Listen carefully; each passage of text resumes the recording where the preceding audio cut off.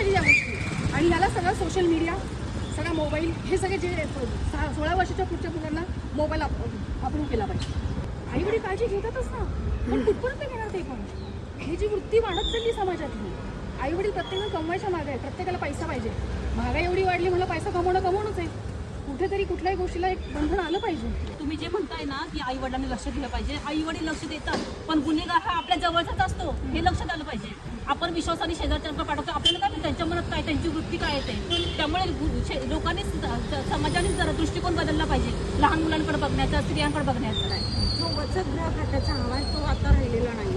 आणि ह्या आत्ताच एवढे अत्याचार होत आहेत, म्हणजे या वर्षीचे अत्याचार, त्याच्या मागचं तसं फास्ट आहे. प्रत्येक वेळेस आपण आंदोलन घेतो, आपण म्हणतो किंवा जनतेचीही मागणी असते की ही केस फास्ट ट्रॅकवर चालावी, परंतु ही केस फास्ट ट्रॅकवर जरी चालली तरी त्याचा निकाल 30 दिवसात 50 दिवसात लागत नाही.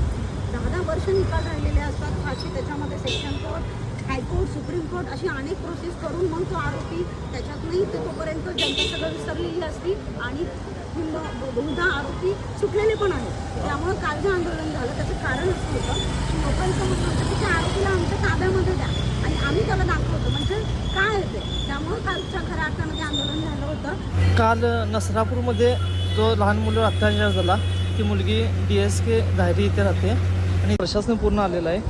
आणि नसरापूरचा तो नरकासूर आहे त्याला जिवंत जाळलं पाहिजे, वर चौकात घेऊन फाशीची शिक्षा झाली पाहिजे, कठोर अशी शिक्षा देऊन त्याला मुलीला न्याय मिळाला पाहिजे.